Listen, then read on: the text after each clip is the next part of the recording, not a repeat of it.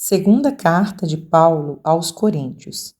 Nós acabamos de estudar a primeira carta de Paulo aos Coríntios, que foi escrita para tratar de assuntos morais específicos desta igreja que estava inserida numa sociedade muito imoral. Há questões acerca da sexualidade, do casamento, e essa carta confrontou a igreja. E a igreja reagiu bem, na sua grande maioria. Se arrependeram, mudaram de vida, mas mesmo assim, alguns não mudaram. E havia se infiltrado ali na igreja de Corinto alguns falsos apóstolos, e eles estavam negando a autoridade do apostolado de Paulo e fazendo falsas acusações contra ele. Então, Paulo escreve essa segunda carta aos Coríntios com esse propósito maior, que foi defender o seu apostolado, defender que ele foi chamado pelo próprio Cristo. E essa não deve ter sido uma tarefa fácil para o apóstolo Paulo, porque ele era um homem muito humilde e ele foi forçado aqui a apresentar suas credenciais como apóstolo. Inicialmente, quando lemos, parece que ele está vaidoso do seu título, do seu ministério, mas esta não é a verdade. Paulo vai reforçar durante toda essa carta a autoridade do seu ministério. Então, essa carta ela é muito diferente das demais, que tem conteúdos muito teológicos. Essa carta ela é uma carta muito pessoal, é uma carta autobiográfica. Um outro objetivo dessa carta foi um pedido do apóstolo Paulo sobre aquele homem que nós estudamos na primeira carta, no capítulo 5, que estava cometendo um pecado de incesto, e Paulo diz que a igreja deveria tratar, disciplinar, e esse homem havia se arrependido, porém a igreja continuava com uma posição muito dura contra ele. Então, o apóstolo Paulo pede que essa igreja, mediante o arrependimento daquele homem, que a igreja o perdoasse. Esta carta não apenas foi destinada à igreja de Corinto, mas também a todos os cristãos no mundo inteiro. Então, nós vamos aprender muito com essa carta, principalmente nós que exercemos uma chamada, um ministério, nós precisamos entender que aqueles que são líderes, eles estão sujeitos a enfrentar calúnias, falsas acusações.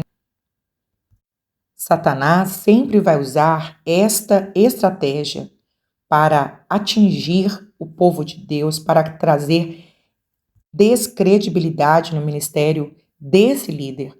Portanto, nós precisamos aprender, como apóstolo Paulo, a ter convicção do caráter de Cristo em nós. A melhor forma de vencermos as falsas acusações, as calúnias, é nos manter firmes em Cristo Jesus, porque Ele é o nosso eterno juiz. Vamos estudar então segunda carta de Paulo aos Coríntios.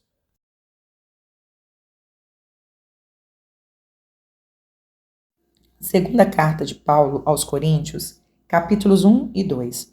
Como já comentamos, havia se infiltrado na igreja de Corinto alguns falsos apóstolos, e eles, para ganharem o coração das pessoas, eles estavam difamando a vida do apóstolo Paulo, fazendo com que as pessoas duvidassem da sua chamada, da sua autoridade ministerial, e eles estavam espalhando mentiras acerca do apóstolo Paulo, dizendo que ele não era chamado por Deus e que o ministério dele não era autêntico. E uma das razões que eles diziam isso era porque Paulo não era bem aceito por onde ele passava, ou seja, ele era muito perseguido pelos próprios judeus. Então, Paulo vai escrever esse capítulo 1, já de início, se apresentando como apóstolo de Cristo, ou seja, não fui chamado pelos homens, eu fui chamado pelo próprio Cristo, pela vontade de Deus.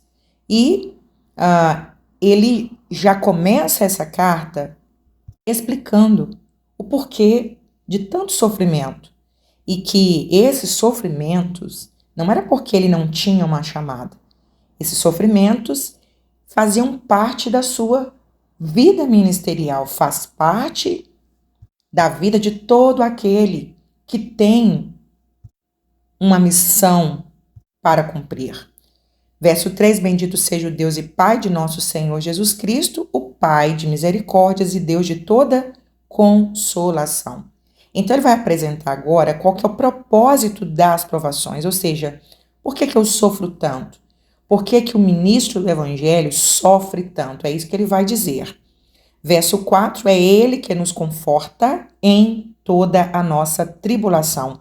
Então ele está dizendo assim, ele não nos livra da tribulação, mas ele nos livra na tribulação.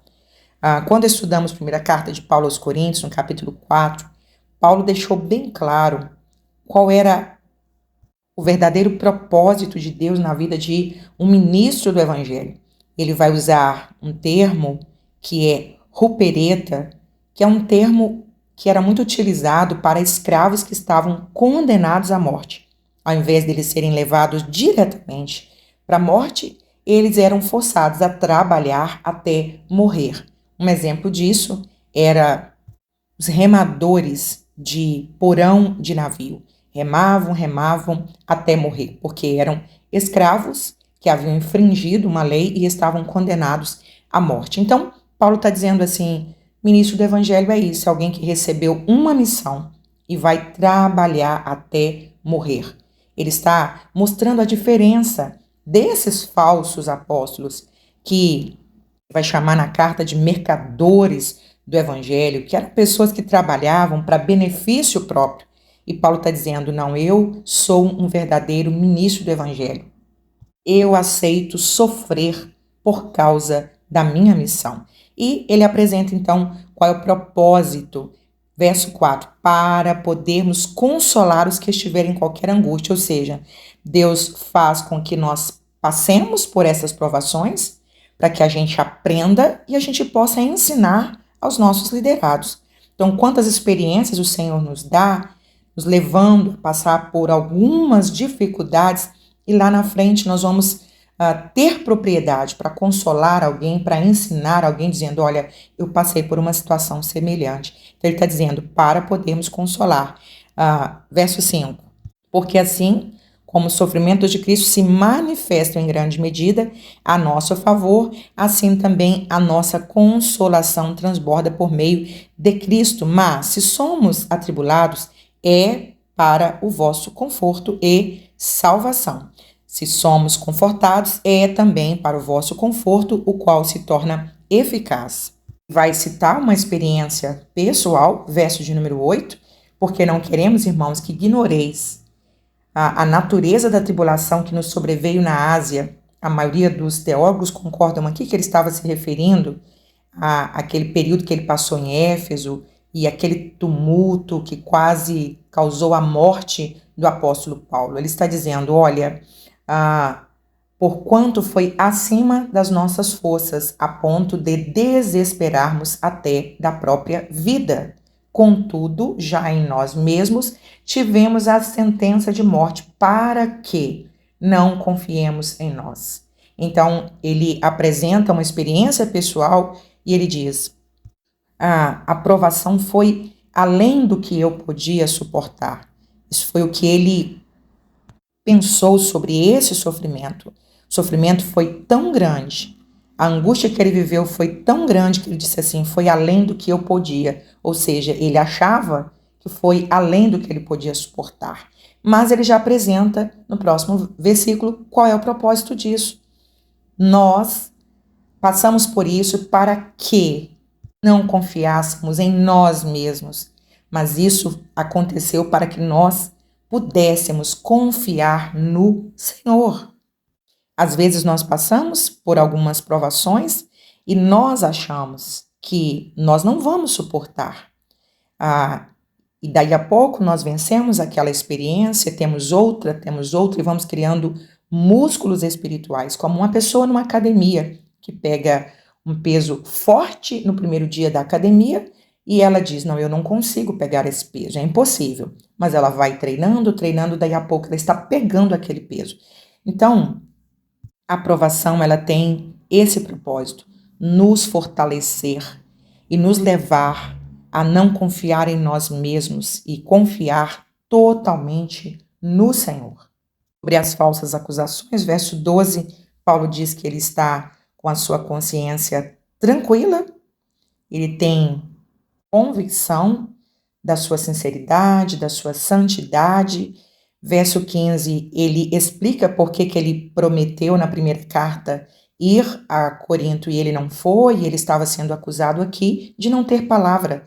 Então, ele explica por que ele não foi, não é porque ele não tem palavra. E ele apresenta esta argumentação, verso de número 17 e 18, ora, determinando isso, terei porventura agido com leviandade?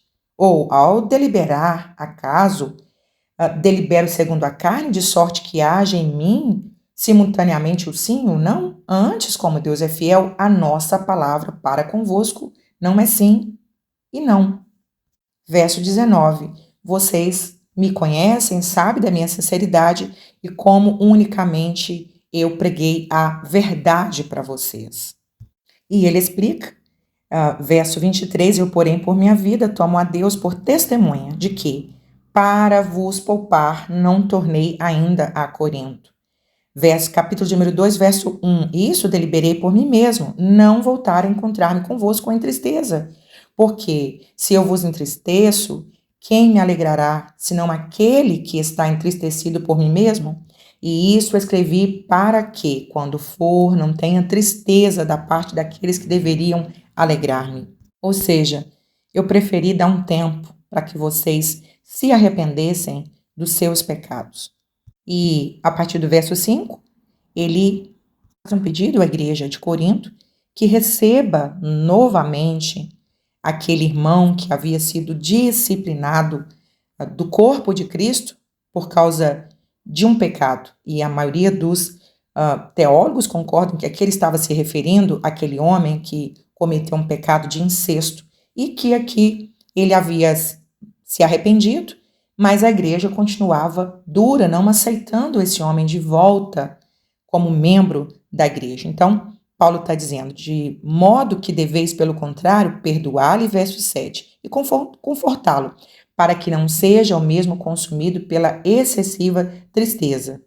Verso 8, pelo que vos rogo que confirmeis para com ele o vosso amor.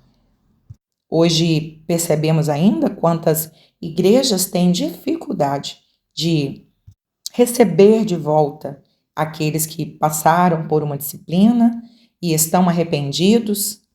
E precisamos entender que se houve arrependimento, se Cristo perdoou, nós também devemos perdoar. Algumas pessoas não concordam com uma disciplina na igreja, mas ela é bíblica. Quantas pessoas saem zombando da igreja hoje, gravam vídeos dizendo, eu fui excomungado, a igreja não me amou, não me aceitou, mas a disciplina bíblica, ela tem esse propósito de levar a pessoa a refletir sobre seus atos, se arrepender, e ela tem um outro objetivo, que é proteger a igreja de ser contaminada, assim como um fermento, conforme o capítulo 5, verso 7 da primeira carta de Paulo aos Coríntios. Assim como um fermento leveda toda a massa, a disciplina também protege a igreja. E precisamos entender que a igreja está aberta para todos, mas não para tudo. Segunda carta de Paulo aos Coríntios, capítulos 3 e 4.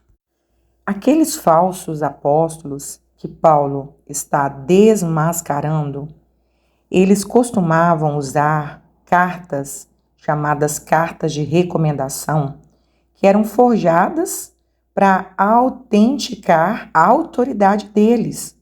E então aqui Paulo vai mostrar a diferença entre ele e esses falsos apóstolos.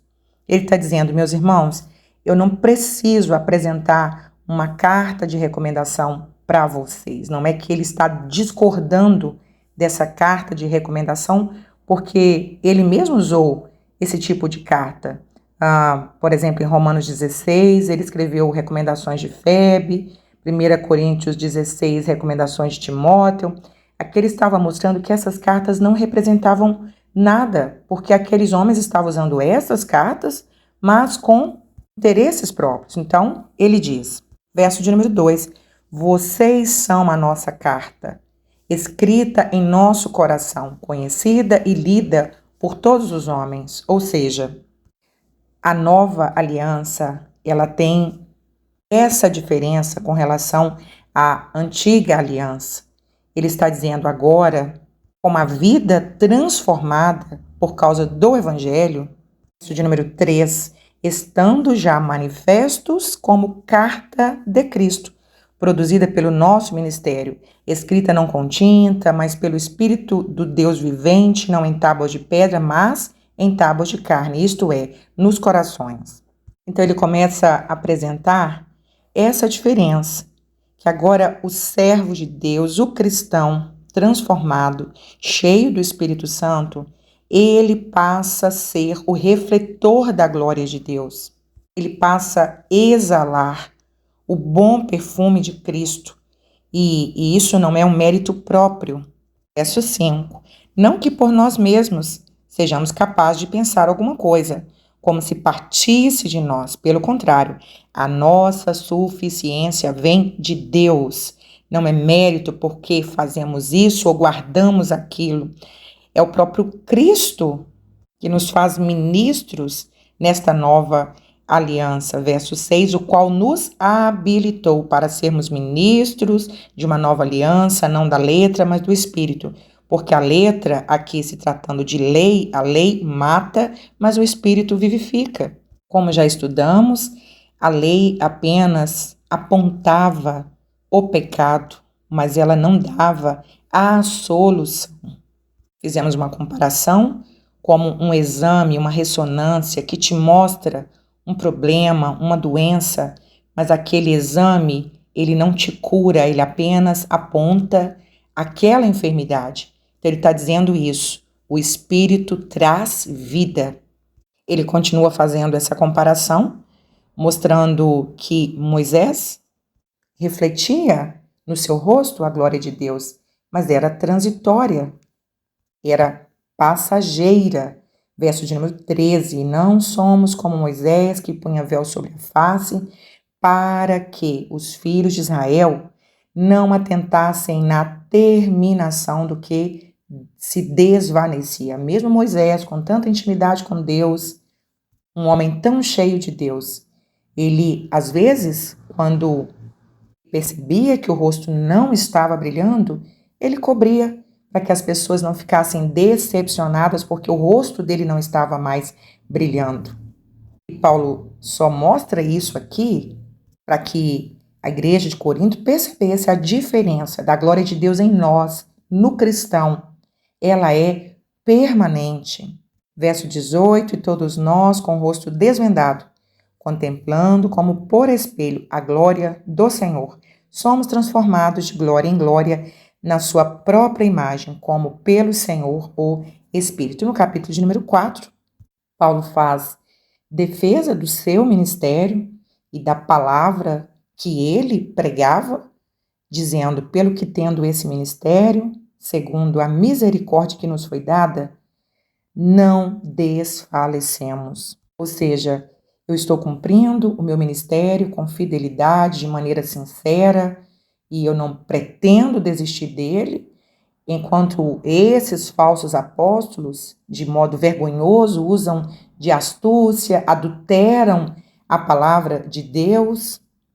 E verso 3, se o nosso evangelho ainda está encoberto, é para os que se perdem que está encoberto, ou seja, se ainda não teve resultado na vida de alguém, o problema não está na mensagem, mas está nessa pessoa que não está recebendo, acreditando na mensagem, porque está cega, nos quais o Deus desse século cegou o entendimento dos incrédulos, para que não lhes resplandeça a luz do evangelho da glória de Cristo, qual é a imagem de Deus.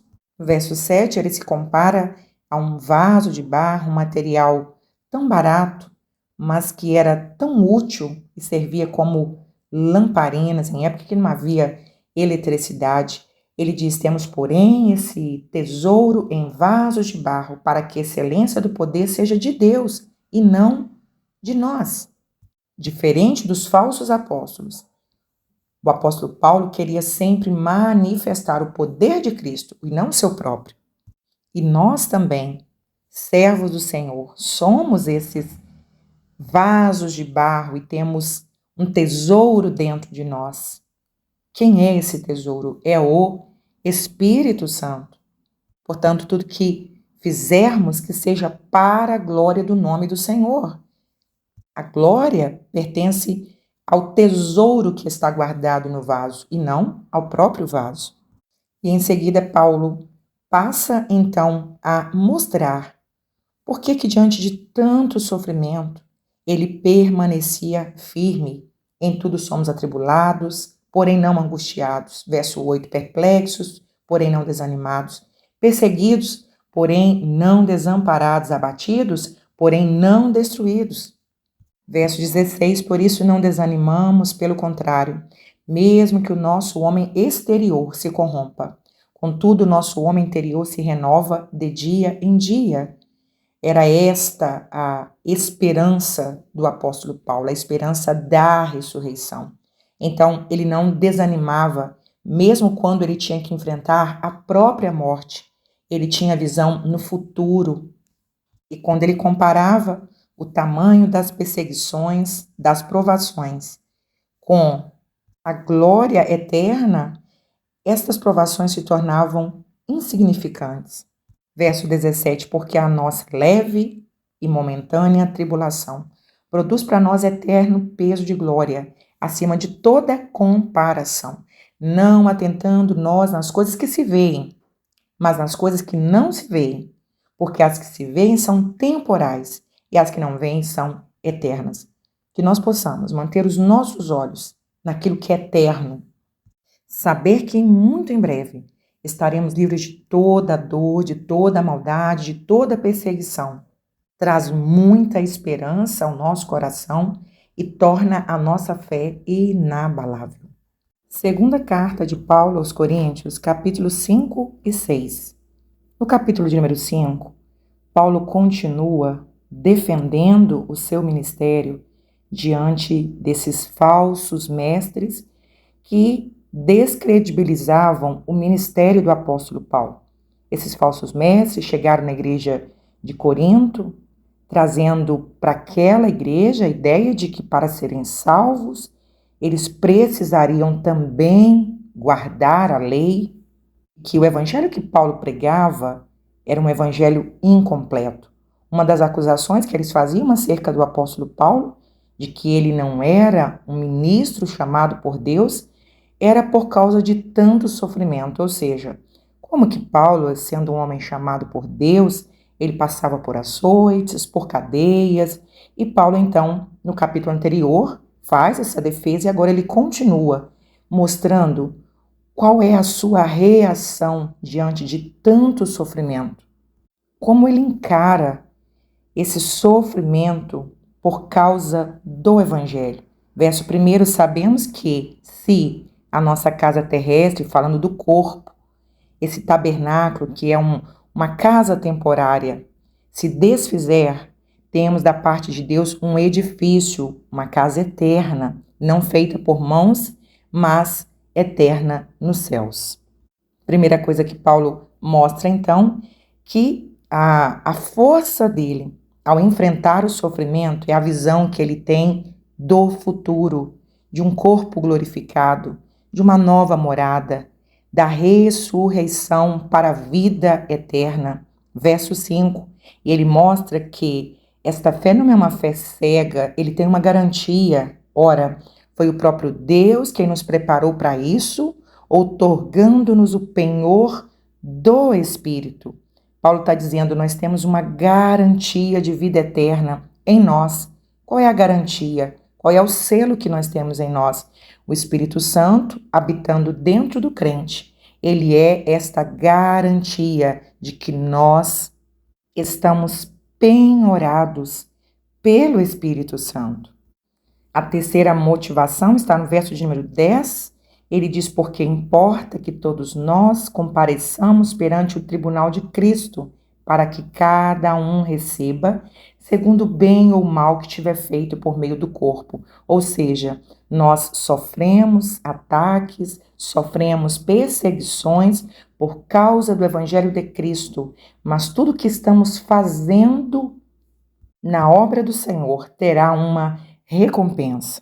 Dos versos 11 ao 17, Paulo está defendendo o seu ministério para uma igreja que o conheceu, para uma igreja que foi discipulada por ele e que agora estava se deixando ser influenciada por esses falsos mestres. Paulo, então, os convida a reconhecer o seu ministério. Ele apresenta algumas razões. Verso de número 11, conhecendo o temor do Senhor, persuadimos os homens e somos cabalmente conhecidos por Deus. Olha, o que me motiva é o temor ao Senhor. É por isso que nós pregamos, o Senhor me conhece. E eu espero que vocês também me reconheçam, tenham consciência da minha chamada. Verso de número 14, ele aponta uma outra motivação, pois o amor de Cristo nos constrange. A minha maior motivação é o amor de Deus, verso 15, ele morreu por todos, para que os que vivem não vivam mais para si mesmo, mas para aquele que por eles morreu e ressuscitou. E verso de números 16 e 17, ele está dizendo: antes eu não tinha esta visão, mas agora eu tenho uma nova concepção sobre a necessidade de salvação para a humanidade. Eu tenho uma visão agora espiritual. Verso 17, se alguém está em Cristo, é nova criatura, as coisas velhas já passaram e eis que tudo se fez novo. Verso de número 18, como o ser humano torna-se uma nova criatura, como ele tem uma vida transformada. Ora, tudo provém de Deus. Como esse processo acontece na vida do ser humano, que nos reconciliou consigo mesmo através de Jesus. Então, é impossível que um homem seja reconciliado com Deus, transformado em uma nova criatura, a não ser através de Jesus. E ele então explica que nós fomos reconciliados com Deus. Reconciliar significa unir duas partes que estavam separadas, que se tornaram inimigas. E nós aqui voltamos ao que nós comentamos muito sobre o pecado em Gênesis capítulo 3. O homem ficou separado de Deus e Deus proveu um plano de unir o homem de volta a Deus. E qual era esse plano? O plano era enviar Jesus. Então, Jesus, ele nos uniu de volta a Deus, nos reconciliou com Deus e também nos deu o ministério da reconciliação. Todo aquele que já foi reconciliado, agora ele recebe um ministério. O Senhor nos confiou, verso 19, essa missão de reconciliar outras pessoas com Deus. Verso 20, de sorte que somos embaixadores em nome de Cristo. O embaixador, ele é um representante oficial de um país em outra nação. E nós, servos do Senhor, somos esses representantes, nós somos esses embaixadores de Cristo que fomos enviados a pregar essa mensagem de reconciliação ao mundo. E ele então faz alguns apelos à igreja de Corinto, final do verso 20, rogamos, pois, que vos reconcilieis com Deus. Capítulo 6, verso 1, e nós, na qualidade de cooperadores com ele, também vos exortamos a que não recebais em vão a graça de Deus. Não dê ouvidos a esses falsos mestres que estão aí tentando judaizar vocês, anulando a graça de Cristo. Ele acabou de mostrar como somos salvos. É pelo ato da misericórdia de Deus e não por merecimento.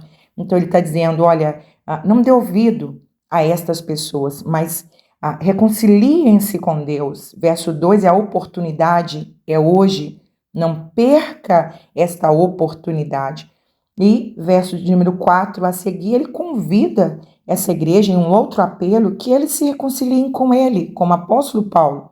Essa igreja, dando ouvido a esses falsos profetas, não estavam dando crédito ao ministério de Paulo. Verso 4, pelo contrário, recomendo em tudo a nós mesmos, como ministros de Deus, na muita paciência, nas aflições, nas privações.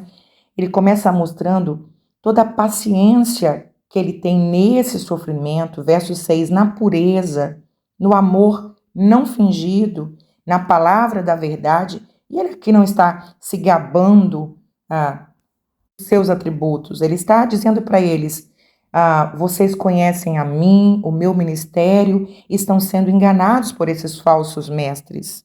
E no verso de número 14 ao 18, ele lembra o que ele já havia dito anteriormente: não vos ponhais em um jugo desigual com os incrédulos, porquanto que sociedade pode haver entre a justiça e a iniquidade, ou que comunhão há entre a luz e as trevas? Que harmonia há entre Cristo e o maligno? Que ligação entre o santuário de Deus e os ídolos? A primeira interpretação aqui, dentro do contexto, Paulo está dizendo para eles, olha, não façam alianças com esses falsos profetas, com esses falsos mestres, porque eles vão desviar vocês da verdade. Verso 17, retirai-vos do meio deles, separai-vos, diz o Senhor, não toqueis em coisas impuras e eu vos recebereis. Nós usamos muito esse texto para fazer algumas aplicações, e uma das aplicações que fazemos é mostrar que qualquer associação que prejudique a nossa fé, nós precisamos fugir, evitar namoro, casamento.